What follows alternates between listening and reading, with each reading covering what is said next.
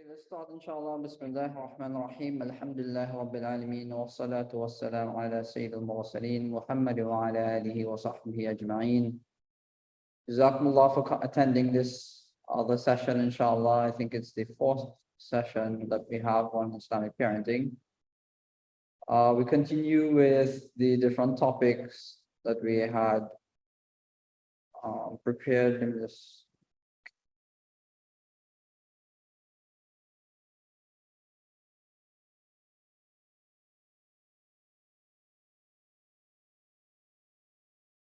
So today's topic, inshallah, I would like to speak about some of the rights and responsibilities we have as parents, and also that of our children having upon us as the child and being the parent, some of the things that they should be doing as well. Now, as we start, Allah subhanahu wa ta'ala has made us in so many different, strengths, so many different weaknesses. But even with that, Allah subhanahu wa ta'ala has always maintained the importance of the responsibilities that we all maintain and we all always have. In a hadith of the Prophet Muhammad sallallahu alaihi wasallam, he mentions here, "Kullukum ra'in wa kullukum mas'ulun an ra'iyati." That every single one of you are some types of shepherds or some types of responsible persons. You will be answerable in some way, some form, for something. And as we are reminded, whenever there's a responsibility, Allah subhanahu wa ta'ala will ask us about it. What happens there in the answering, it is when we have been given a ni'mah, bounty, He will ask us if we used it in the correct way. And Allah forgive us for all of our shortcomings and all of our mistakes, but we generally would always have shortcomings in using or utilizing or correctly benefiting from the ni'mah, the bounties as we should. For example, Allah has given us eyes, and if we use our eyes in the wrong things, looking at the wrong people, looking at it to watch the wrong things, Allah will ask us that, I gave you eyes for goodness, for the worship of Allah, for doing good things, beneficial things, but you used it in the wrong way. So may Allah forgive us all for all of the wrong things that we do with our limbs, whether it be our organs, the way we eat, the way we drink, the way we use our hands, our fists, our mental capacities, whatever it is. We are all responsible, and it is all amanat. It's all a responsibility that Allah has given us, a trust. And with that trust, He expects us to do justice to it and do right by it. That's very important, to understand the responsibility that weighs upon us in every ni'mah and every bounty that Allah has given us. So that's the first point to kind of note. So here, Rasulullah sallallahu alaihi wasallam says, all of you are responsible in some way, in some form. And He will be responsible for the flock that He has been placed over. فَأَمِيرُ الَّذِي عَلَى النَّاسِ رَاعٍ. So the Amir of a people, in here it's translated as Caliph is shepherd over the people. And that Amir itself is in so many different things. We're always responsible for something else. Like I'm responsible for my portfolios that I have. I have different people that are under me, and Allah is going to ask me was I correct? Was I responsible in whilst looking after their charge, making sure that everything was done and everybody was treated in a good way and so on. And it's a very heavy responsibility, like that of a imam and so on. And here the Rasul sallallahu alaihi wasallam continues saying, وَهُوَ مَسْئُولٌ عَنْ رَعِيَّتِهِ. He will be asked as well about his responsibility. وَالرَّجُلُ رَاعٍ عَلَى أَهْلِ بَيْتِهِ. And a father, a man is a guardian and a responsible person over his family. وَهُوَ مَسْئُولٌ عَنْ رَعِيَّتِهِ. And here the hadith is just repeating this, and he will be answerable, he will be asked about those aspects of it, his family, how he looked after their physical and moral well-being. Did he give all the dues that was required of that child or that wife or whoever is under him? وَعَبْدُ الرَّجُلِ رَاعٍ عَنْ مَالِ سَيِّدِهِ, and even a person, a man, a woman is guardian over her. Actually, this part is missing. A man is a guardian over the wife and shall be asked. Part of the translation is missing here. وَعَبْدُ الرَّجُلِ رَاعٍ عَنْ مَالِ سَيِّدِهِ, and a servant of a man, he's responsible for the wealth of his master, or the person who is responsible for هُوَ مَسْعُولٌ رَعِيَّتِهِ, and he will be asked as well on his responsibility. أَلَا كُلُّكُمْ رَاعٍ, beware, all of you all are responsible people. وَكُلُّكُمْ مَسْعُولٌ عَنْ رَعِيَّتِهِ, and each one of you are responsible for his dependents. And another hadith it actually mentions, and a woman is also Rahiya. She is also a guardian and person who is responsible over the household and her husband and his children, and shall be questioned about them. So these are all things. Everyone has some level of responsibility. So that's the point to note. Now, before I went forward, I just wanted to talk about a few topics today. First one is, when it comes to responsibility, Allah and His Rasul Sallallahu Alaihi Wasallam has put distinguished things there. Some of it is directly mentioned and some of them are indirect as well.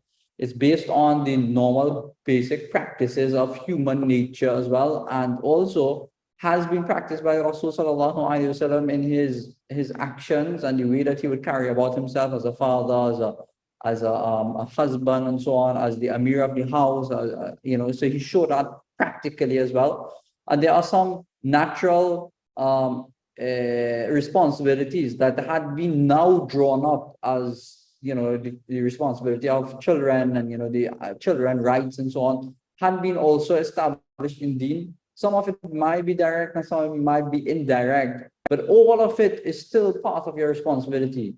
And bottom line is, when we look at some charters and we look at some of the, human rights policies that have been drawn up by modern day law, and by establishing the preservation of life, these have always been enriched in the society of a Muslim, and the law and order that Islam has placed in how we carry about being responsible and being that person who will upkeep his all of his responsibilities, all the things that Allah subhanahu wa ta'ala has placed upon him.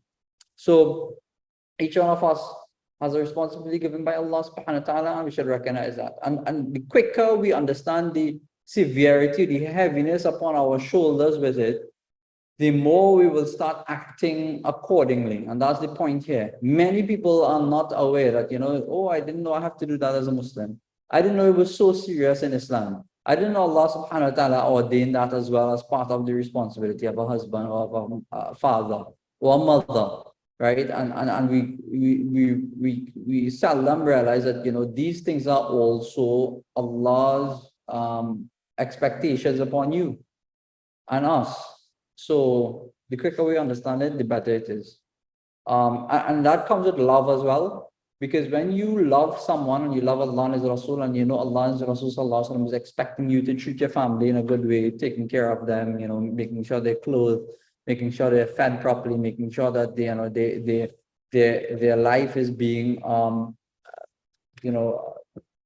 sent or pushed in a good way, or trained in a good way. That Allah and His Rasul Sallallahu Alaihi Wasallam is happy with the efforts and the patience that you're bearing and the difficulty that you're going through. And that gives parents like us solace, or parents who are, to be inshallah, or just those people who are trying to increase their knowledge and understanding of comfort, that, when I go through my day doing all the things that I'm supposed to be doing, that Allah is going to reward me because I have a good intention, and that, I might think I'm wasting my time with my family, talking to them or playing with them, but no, that's also a responsibility. So all of these things that we might consider, or some people might consider mundane and not important, it itself is judged by Allah subhanahu wa ta'ala. That's the point there. So I want to just touch as well on the rights of parents, and why we want to touch on that a little bit. Also the rights of children, responsibility of moral training, the important advice and opinion on moral and character building of a child. And let's see how far we reach with these topics as well, inshallah. So we call it frights and flights. So the first one about the rights of a parent, I want to take this one first, is to be obedient to parents. All right, وَقَضَىٰ رَبُّكُمْ أَلَّا تَعْبُدُوا إِلَّا إِيَّاهُ وَبِالْوَالِدَيْنِ إِحْسَانًا وَلَا تَقُل لَّهُمَا أُفٍّ وَلَا تَنْهَرْهُمَا وَقُل لَّهُمَا قَوْلًا كَرِيمًا. Allah subhanahu wa ta'ala has commanded very emphatically in the Quran the importance of the obedience to parents. And as parents, if you are a parent, you should understand that. And secondly, if you yourself want your children to understand that, then you need to be able to teach them the importance of this act.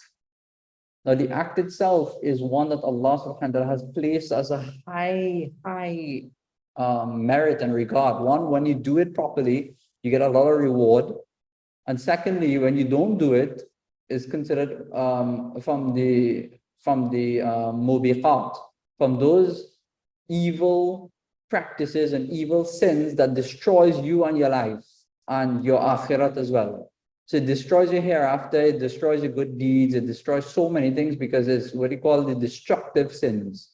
It's one of the grave sins that a person can do. The what you call the kabair, the great sins that a person does and really impacts in his spirituality and his religiousness with Allah subhanahu wa ta'ala is that of the obedience to parents and the respect for them, the taking care of them, the being mindful of them, and so on and so forth. So anyone who's missing this trait, then that person is considered an evil person in the books of Allah and His Rasul, because he's not able to be welcoming to his parents, obedient to his parents, taking care of them, being loving. And a quick note on that, I'll just quickly touch on it because I know a lot of people, they say, what about if my parent is like this and my parent is like that and my parent treats me bad and so on. Even a kuffar, disbelieving parent is supposed to be treated with respect. Even someone who does not treat us well and might have abused us when we were younger and does not have good connections with us, doesn't mean that we have to treat them in a bad way. So Allah is going to judge you on your actions. He's not going to judge you on their actions. So it's something that you have to understand. If you want Jannah, part of the actions of the Jannati or the person who is responsible for his akhirah and who is mindful of what Allah and His Rasul Sallallahu Alaihi Wasallam expect is that person who is respectful and caring and loving to his parents.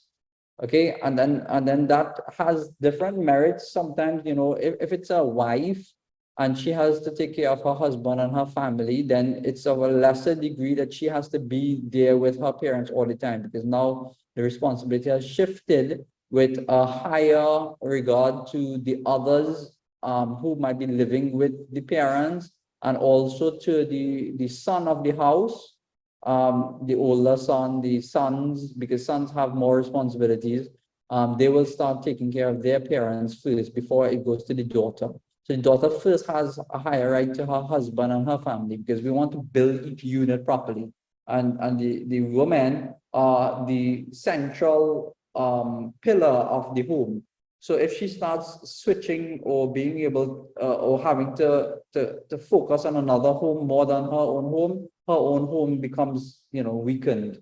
So given there are certain circumstances that women themselves have to help out because there's no other person that'll help out with their parents as well, then the husband should try to understand that as much as possible and try to make it work where she can spend a little bit of time with the parents and then back to the house. And for men who can really become patient, inshallah, know that, if they become patient with the mother, the parents of the wife, inshallah, that will be her Jannah, and it will be your Jannah as well because of the efforts and the sacrifice you're going through. So that's just on a nutshell, inshallah, how it should work.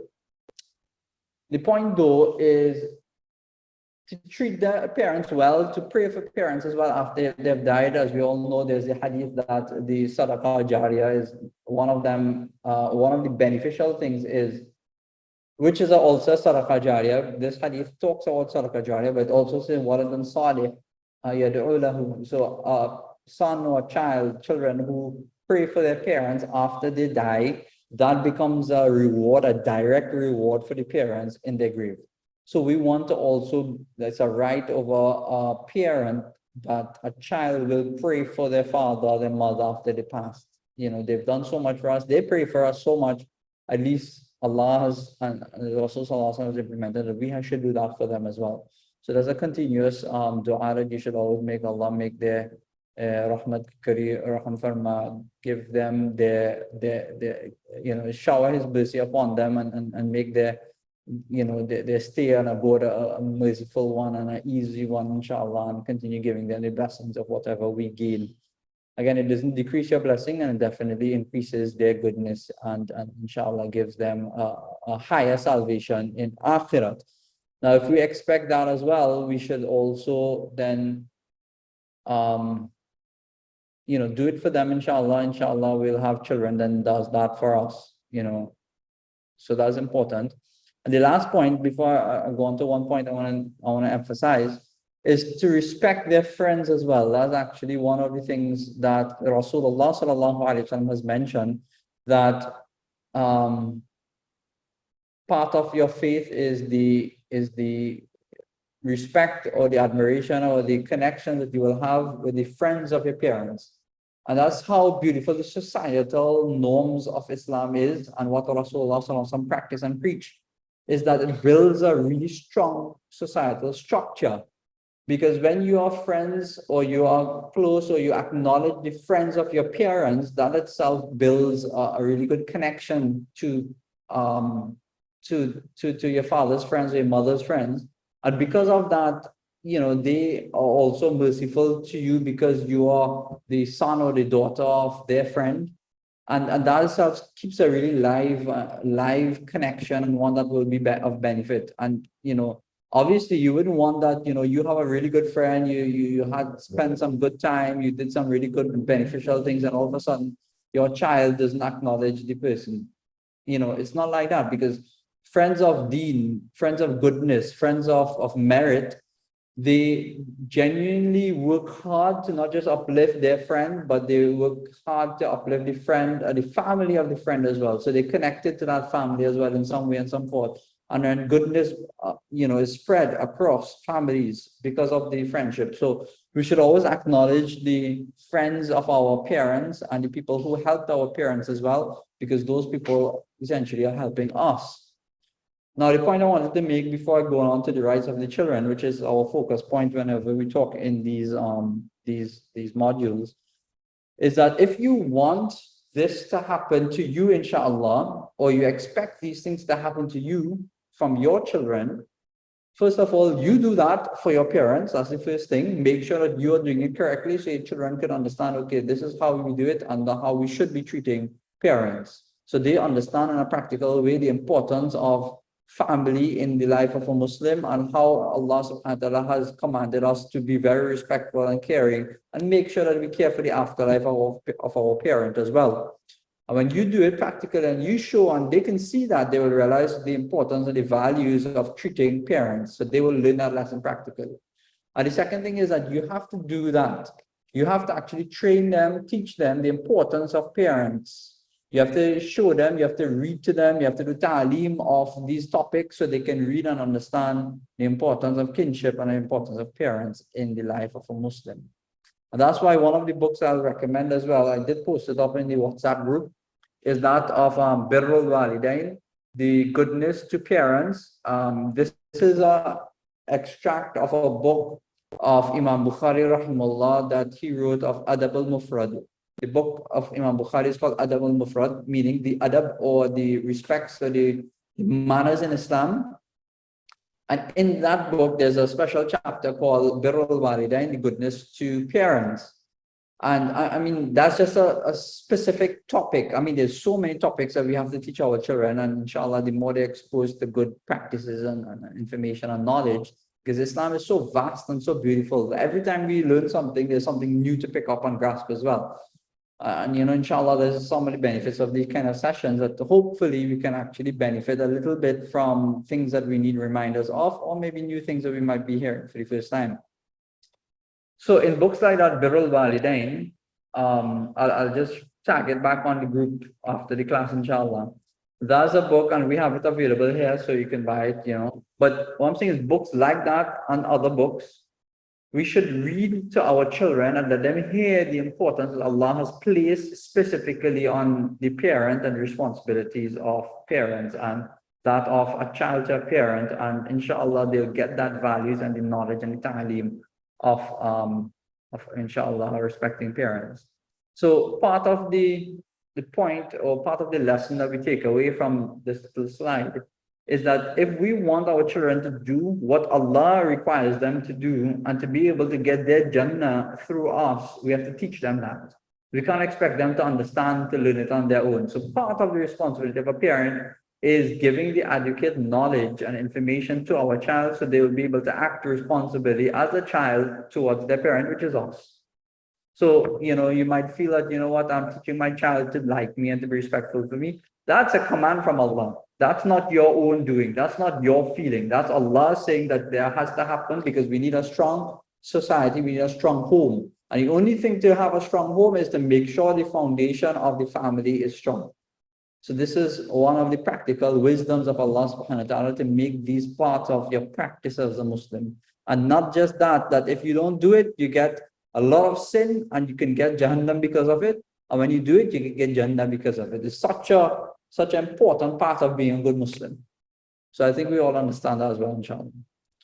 A quick message there. After a parent is finished taking care of the well-being of a child and he was married, is that the parents are responsible for that child?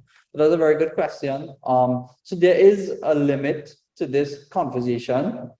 And that's why I'm actually going back to the next slide. That'll come up here. After a while, the child is now responsible for themselves when they become independent. So then after, when the child really reaches the age of bulugh, when the age of puberty, really and truly, the child should have that much responsibility as understanding and able to fend for themselves. So that's something that we actually, because of society and the ways and the practices that we have adopted, we've taken our children to a much higher age bracket of being responsible. So given that Islam is a perfect system, what we practice is not perfect. And that's a big issue, especially in the Western world. And quite frankly, many children, sometimes children 25, 30 years old, they're not responsible. And they're immature and they can't be responsible. They don't have the right traits, they don't have the right education, they don't have the right anything. And then, you're left like, oh no, should I leave this child on his own? Is he going to make it? That kind of thing. Would he be responsible? And, there's a little fight for parents. They're not sure whether or not, they are going, doing bad to their children or not doing the due respect or responsibility upon the child. But I'll show many parents when the child hits that teenage years, and what I'm saying is, why in law 18 years is what you call an adult, is because at 18 years that child now has been given all the adequate information, knowledge, all that you could have given. And maybe it's not enough, but that's what you could have given. If you had 18 years to bring up that child, and after that, now, you don't want to, that's fine. You're not responsible anymore. And what I say that I'm using the law of the land, 18 years old, because it's really in Islam, puberty. But why I say 18 years old is because of the society and how we have been trained in the Western world, there's so many things that you can't reach up to 18 years old because of the norms of society, the demands of society, the financial aspects, the living aspects, and all the different things. I'll say that now Islamically we can adopt or approve the 18-year-old bracket to say, okay, you know what, up to 18 years, go ahead and try to maintain everything that you can maintain for the child. After 18 years, here what? Fathers, mothers, you need to make that child responsible for themselves. Stop pampering them, stop babying them, stop taking care of them in every way and every regard. Let them get financially independent. It'll be doing a service to them. You make them, wash their own clothes, contribute towards the house, let them learn how to do things. Even if they're going to school, it doesn't mean that you have to continuously take care of this child. And the quicker you do that from 18 years old and even before, you should train them with the skills and so on. But the quicker you do that, the quicker you make them responsible, and inshallah, they will have enough years to build themselves up to be that responsible person. So that's definitely, a good point that you brought up. So we can just cover it a little bit. I would say now, 18 years old, that's it. Parents should start pulling back now and start leaving that child to be things. So that's the point of what I would say now. The point you should be working towards. You have up till 18 years old to complete every sense of um, uh, knowledge, care, skills, giving that child and making that child a strong individual. So, whatever stage your child has reached right now, think of it that, up to 18 years old, one, I'm not going to do much more. Two, that child should be starting to become independent. And three, I only have up to 18 years old with that child. After that, I think that child may very well be ready to go on his own or her own and prepare for that as well. So, I mean, there's an age limit for that very reason that, now that child is very independent, and, you need to give that child that responsibility and independence as well. So inshallah, going back to that, the point I was making before I switch the slides is that we should teach our children the essentials of being good to our parents, to us, maybe us, or to our nieces, our nephews, for them to do that to their parents. I remember a parent or a family, they don't have good relationships between the siblings. But the uncles of the children who is in question, because it would have been their sister's children and their brother's children, the uncles and the aunts would always tell the children, you know what, this is a feud or difficulty that we're going through as brothers and sisters, as siblings. But just remember, as your uncle, I'm telling you that make sure you have respect to your parents, because that's your responsibility. And also maintain your relationship with the uncle or the aunt as an uncle and as an aunt, and don't let the friction between the two siblings at the top destroy the other relationships that can be there or should be there. Right? So we should never bring our own issues to our children. And that's a very important point. Don't bring your problems, your expectations, your life, your hurt, your trauma, your drama, your bacchanal to your children. And many parents have been doing that and really, really causing so much harm to their children, because the children have so much mixed signals happening. Are you telling me I need to be nice? You're telling me I have to be responsible. You're telling me I shouldn't backbite. And you're doing that with your own sibling, with your own brother, your own sister. And then saying things about brothers and sisters because of their own feelings, or the child is like listening or learning, what I should be there. I don't like this uncle because of so and so and so and so. But in reality, that has nothing to do with the niece or the nephew of that child. And that will come up again in part of the way that we speak and our conduct. But I think it's a very important point to note as well, inshallah, as much as possible. And do tell me, I'm sure many of you all, sometimes unwillingly or probably sometimes out of negligence, you mention things about other people in front of your children, and you don't realize that they're developing and they're trying to understand things and they can't understand certain things. I've heard parents saying that, you know what, I don't hide anything from my child. My child should hear everything and should know everything that is happening. And if that's how his uncle, his brother, his mother, his grandmother, or his neighbor, whatever is behaving, then he should know that this person is like so and so and so. That is wrong. We don't do that. That is wrong. You're actually taking your issues and you're placing it on, you're trying to push the Jahiliyyah practice and the ignorant practice of what Allah and His Rasul has so much warned us. Don't follow the traits of Jahiliyyah, of ignorance. And that's what exactly many parents do. So I've seen that, happening so many times in families, and that's quite common. And it's because of bad parenting again. And when you do right parenting, you actually separate yourselves and your children from those problems. If you have an issue, you have a problem, nobody's denying you have something, But don't bring that to your child, and teach your child and train child to be like that as well. So even family feuds, community feuds, don't teach them the same nonsense that you have going on. That's wrong, completely wrong. Okay, so any topics on that? I think that's really important point as well. Anyway, I've just recently, just this week, I've been talking to someone like that. Just recently, the fathers, the uncles or the fathers have been in conflict many years now, don't talk to each other and so on. Now the niece doesn't speak to the uncle because of the father's issues. And when the person spoke to me about the issues that they were facing, I said, no, no, no, no, no. Your connection with your uncle is not, through your father. That's a separate connection. Maintain that connection. Each wire is a different one. Each connection is a different one. The more connections you have, the better for you, right? So your father's connection with his brother, let that go through whatever phase. And if you can help, help. If you can't help, leave it as it is. But the connection you have with your uncle, aunts, and so on, don't break that. Let them know that they have somebody inside the house that they can talk to, and they can feel the comfort of family when they have it.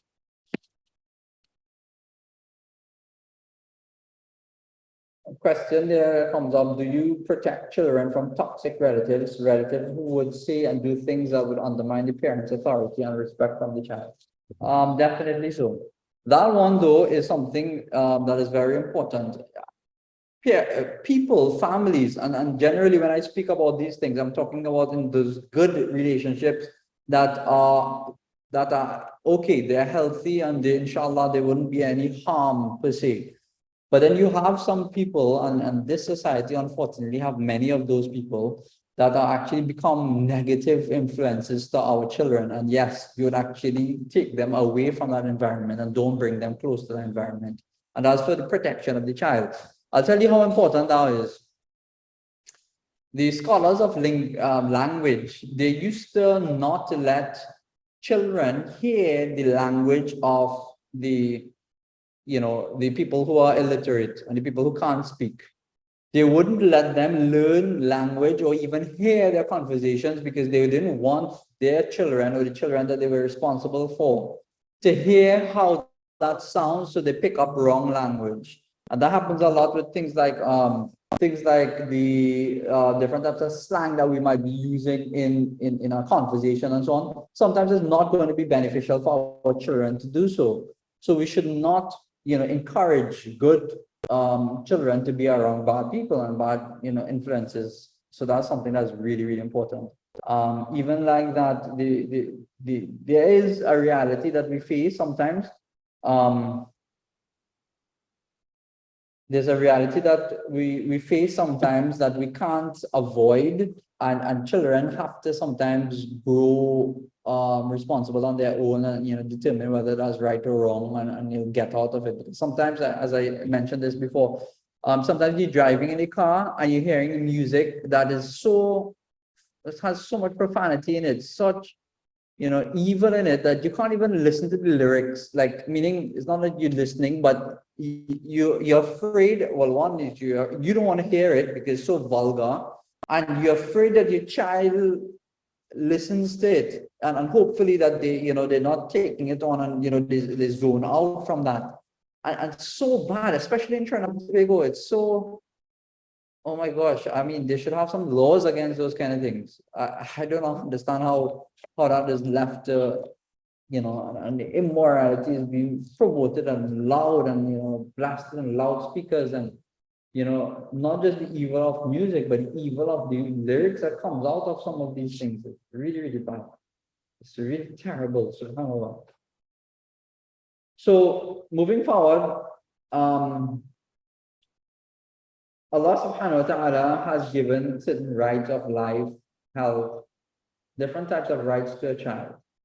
And part of the rights that children enjoy, we need to ensure that we fulfill those things. And that's why, when we don't know it, or we don't acknowledge it, and we don't do it properly, you realize there's an impact on the child's life. The first one of the right of life, and that's why Islam has a distinct policy about abortion. Up to a certain age, if the child is at risk, the parent is at risk, there's a life-threatening disease, there's something that is evident and it's sure, and something that we're clear about, and something that is going to cause harm, or the doctors which have had, or doctors who have an understanding of Islam and the logistics and the deen and the importance of Islam and the importance of the fiqh of it. That's why when we say in fiqh, right, they say the advice based on the advice of a Muslim doctor. The point about Muslim doctor there is that he understands deen, he understands Islam, he understands, what some of these rules of the sanctity of life is, who is Allah, Allah is going to question us, he understands the day of judgment and so on. So when he makes a decision on a medical issue, he understands the context before he makes it. And one who is not really religious, he doesn't have Islam, he doesn't have the concepts of deen, then he wouldn't see the importance and non-importance. He might think, what is better to be pro-abortion and, whatever it is, their own concept and their own understanding, they will try to influence that decision because that's the lens that they will be seeing things. So that's why a Muslim doctor is very important sometimes for certain types of decision. The point I'm making here is even in abortion, Islam does not encourage abortion except it's a genuine dire situation. And that being said, it's only up to a certain point, right? After the 4 months when the ruh has blown into the child, then that's it. We don't do abortion at all. We stay with it, even if it's a rape case, even if it's a case where the child is illegitimate or some other reason where a person might, in societal reasons, become ashamed because they did something wrong, for whatever circumstances it is, or the mother is a young mother and she's not ready to have a baby, all that is not good enough reasons for abortion. So there's always a context, and you should ask, a fatwa whenever there's a real situation like that. But generally, you shouldn't. I mean, I've had people recently, before ask the question that, I had a second wife.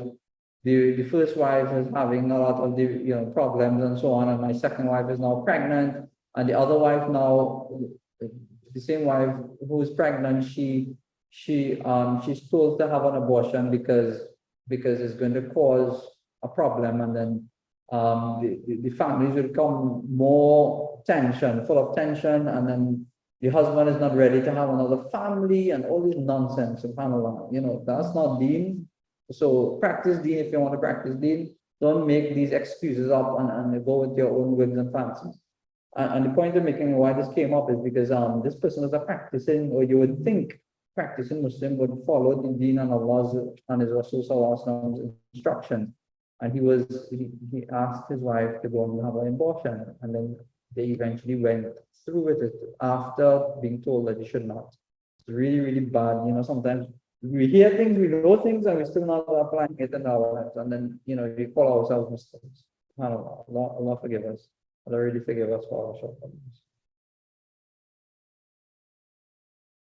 Moving forward, I said, so the right to life, that's important. Sharia has placed utmost attention and respect to this, that, you should maintain the importance of life and of that of children.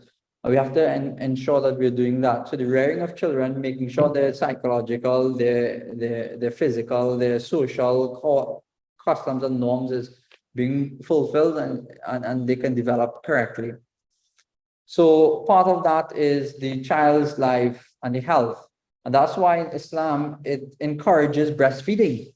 And you would think that breastfeeding is something now had been established, but now, we have the governments, they actually try to promote it because obviously doctors, they know the importance of breastfeeding as well. And now, recently when we had a child, I know that they actually gave us a book saying the importance of breastfeeding and so on. And so breastfeeding is one of the rights of the child. And that's why in Islam, there's a whole, section in the Quran talks about breastfeeding laws and what happens when a child gets breastfed and so on. And the mother is not able to breastfeed, then the father is responsible to getting a person who can breastfeed the child. So breastfeeding is very important. And if a mother can, he should always breastfeed the child. If there's health issues and so on, obviously Allah is understanding of situations and problems and issues that can be faced. But the reality is, if you can't do it, you should be doing it, and you should make all attempts to do that. So that's part of the health of the child. And children that are breastfed live much more healthy lives than those children who have formulas and so on. So there's no real reason you shouldn't be, except there's a major health condition, and obviously everybody would be able to know and determine that. So the Prophet ﷺ has mentioned, "La dharara wa la dirara fil Islam," that Islam, neither should you be harming or should be reciprocating harm to anyone. That is a standard rule and a standard fiqh principle in Islam. La dharara wa la dirara. Very, very, impactful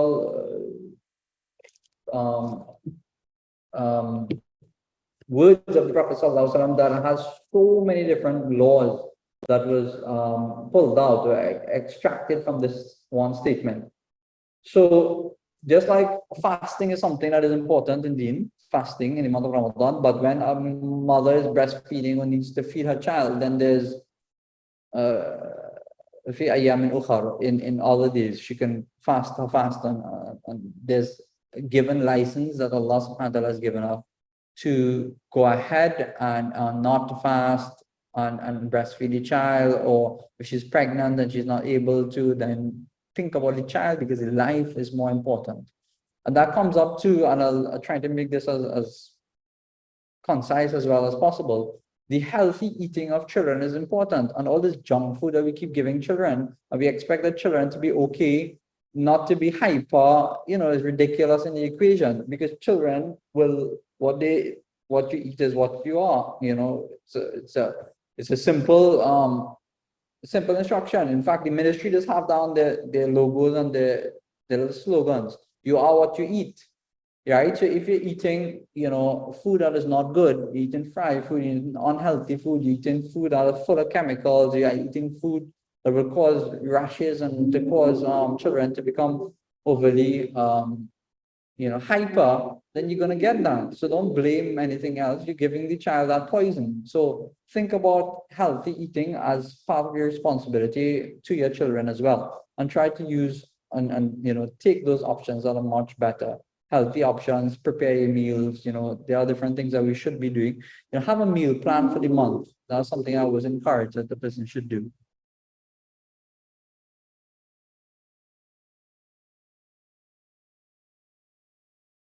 All right, so at that point, somebody sent a message as well, because those are all things that should be coming up, and we're taking things in different sessions, but there's so much to speak about.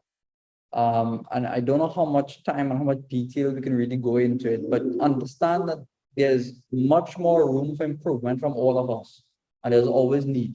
So this comments that somebody said, right, is that relatives don't allow the children to play, and what can be done in situations like this. And what people don't even realize, and this is the sad state of us, and that's why we need to speak about this topic so much more, is people don't even understand that playing for children is their learning.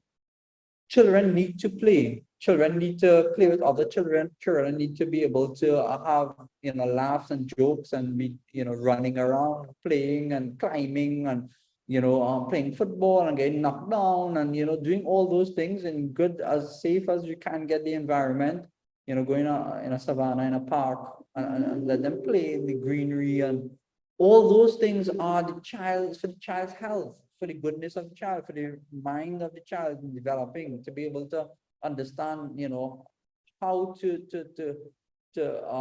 measure, for example, distance, how to be able to average things, how to be able to get their balance properly, how to see different types of trends that's taking place in front of them, to be able to recognize for their brain. I mean, people don't understand that children playing is their learning. It's a simple point, but it's a reality. They don't understand that. So children who are not able to play are deprived. They're deprived children, and that is something that parents should have discussions about. How do we allow our children to play? When do we allow them to play? What times can we get them to play? How do we play with them? These are actual conversations that should have had.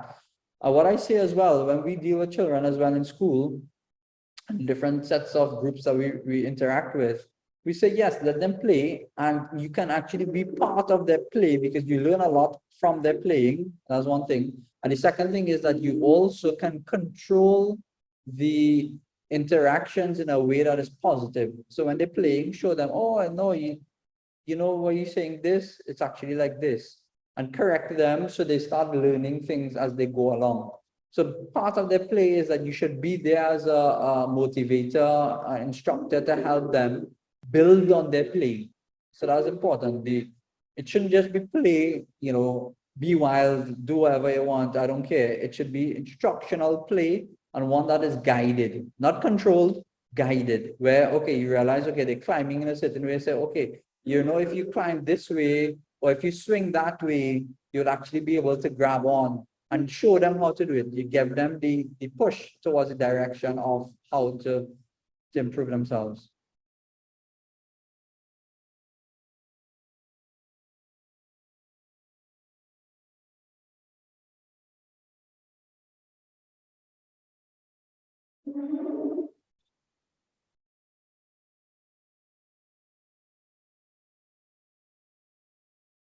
Um,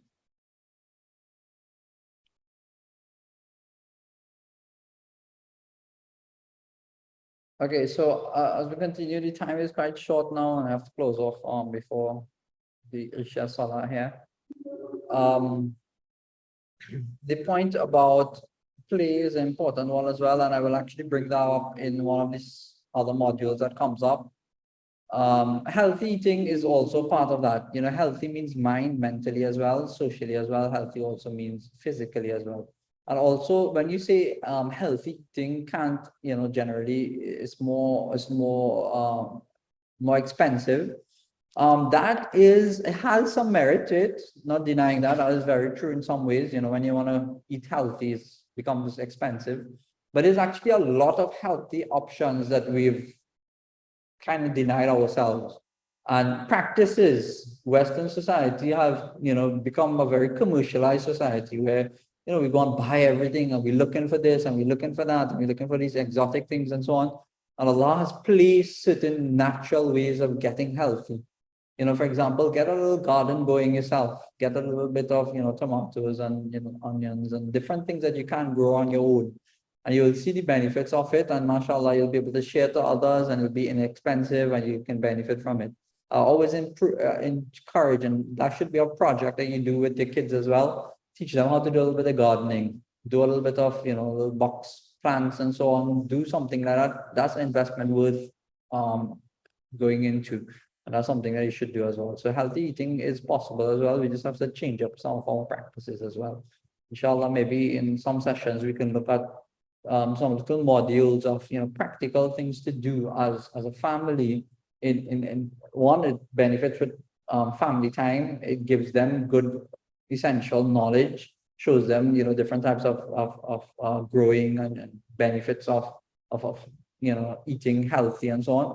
And also it improves our way of life, and that's very important. I remember one of my teachers used to tell us all the time.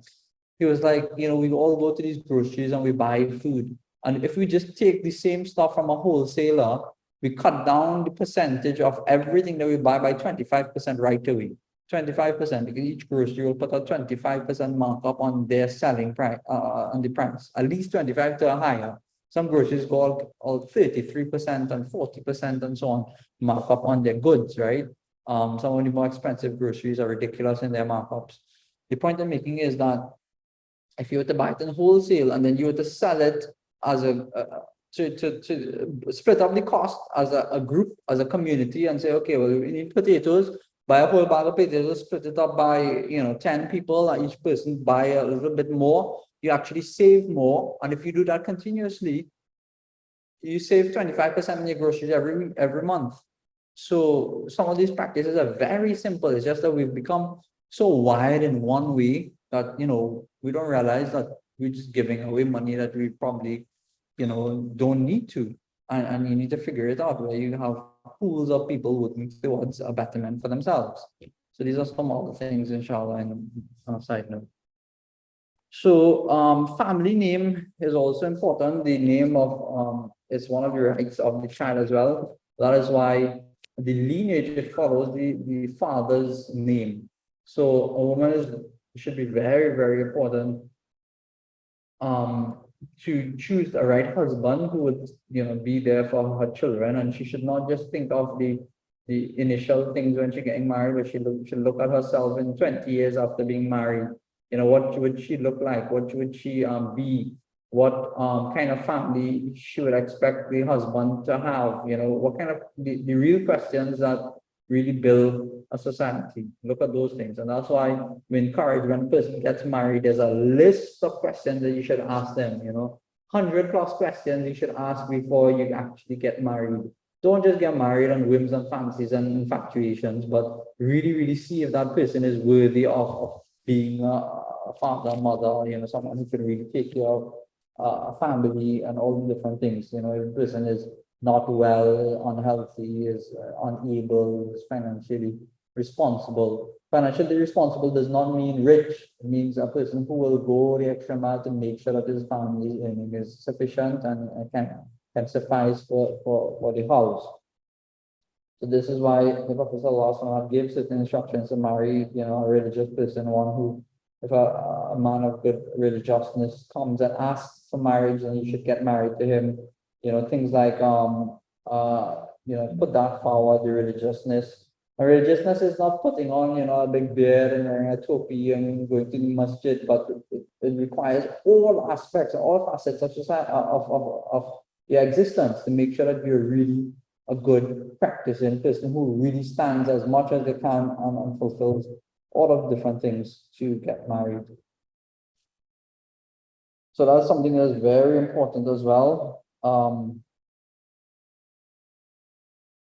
So progeny had been one of those things, and I really don't have time to go into fully in detail, but progeny is one of those things that even in Islam, Allah has maintained the importance of the lineage and progeny, and who the father of the child is should be maintained.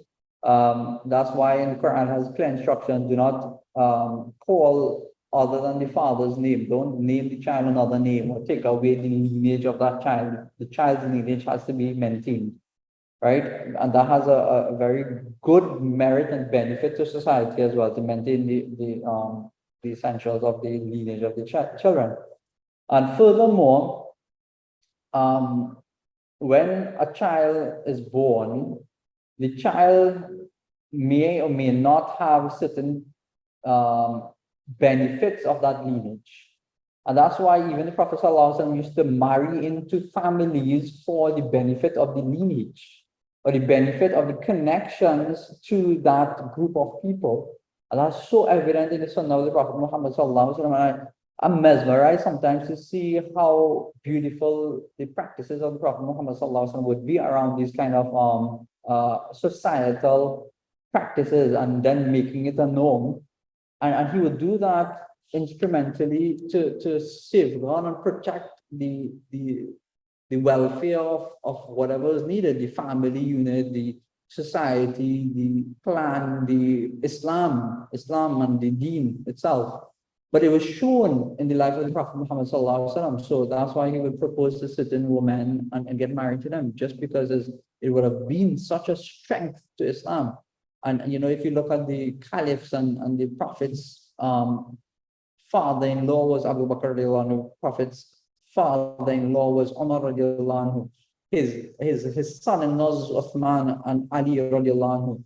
And that's a unit there. Although they were sometimes, of his same age, sometimes younger, but they were people of merit, and people of merit, you can never go wrong with them. So there's so many benefits that came about from those kind of relationships and really strengthening for the welfare of your home and so on.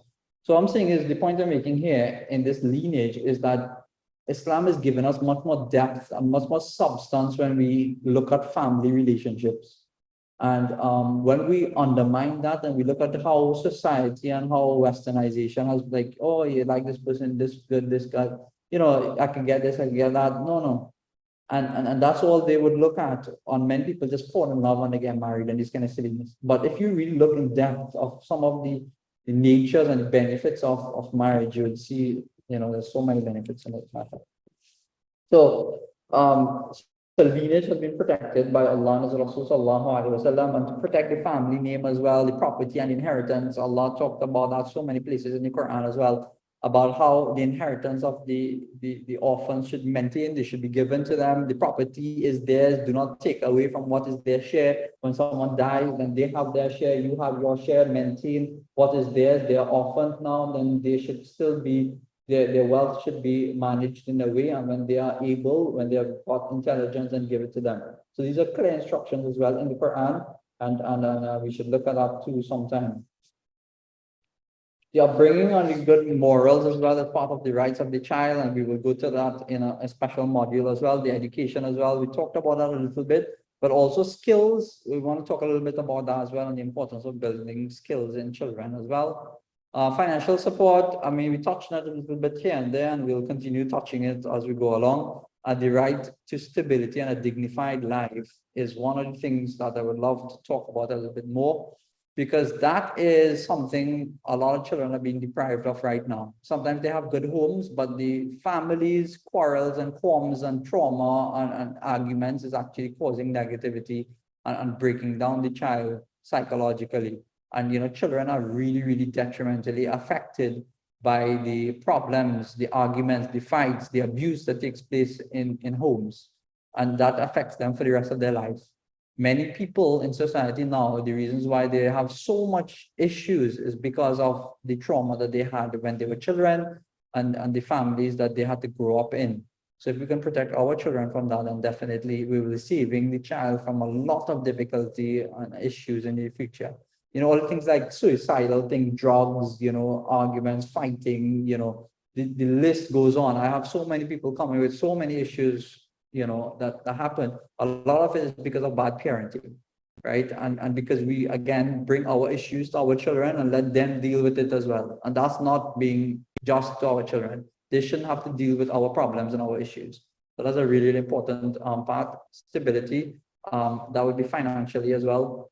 Just recently, I don't know if I mentioned this in this course, but a parent was telling his child that he will take his gun and shoot him. And he actually took out his gun and pointed it to the child. You're doing that to your own child? Now, what do you expect of your child? You're breaking down your own child. I mean, one is probably illegal. The second thing is that, the father himself has been messed up. However, it's messed up probably from his parents or the society he was living in. But you're doing that to your young child. You're actually doing that, and you're destroying a young child growing up thinking it's okay to do that. Ridiculous. So may Allah subhanahu wa ta'ala give us the understanding, give us the strength, make us realize our own selves, what we're doing right and wrong, and inshallah strengthen us into goodness and betterment, inshallah. We have a few questions here, but unfortunately I need to leave too. I may or may not. Sorry, I'll continue this session next week as well. And we'll continue on some of the basic things that we should have, learning cultures, positive ethos, high expectations. Children need to go to a good school, feel comfortable. I think this was mentioned in last week's slides as well. It was there. I brought it forward because it's really positive things that we should be working on. And I know sometimes it can be difficult, it can be overwhelming, but little by little, everything, a castle is not built overnight. Step by step, little by little practices. Allah subhanahu wa ta'ala's messenger had given a person one of those advices. When he wanted to come and compass deen and try to get over everything that was needed and try to practice Islam in its totality, Prophet ﷺ told them as well, that was really impossible. Sa'atan fa sa'atan. Sa'atan fa sa'atan ya Hanzala. So he said to the Sahabi, step by step, little by little, moment by moment. It will take a time to build. The benefit is keep building yourself, keep improving, keep growing. You're learning more, you're experiencing more. Your children are going through different phases. Do that with them, grow with them. And inshallah, Allah will guide you. Allah will strengthen you. Allah will make it easy for you. And He does. He really does. So make dua, continue that process, inshallah, turning towards Him. And definitely things will become better, inshallah. Jazakumullah for tuning in today. And we'll continue again next week. Assalamu alaikum.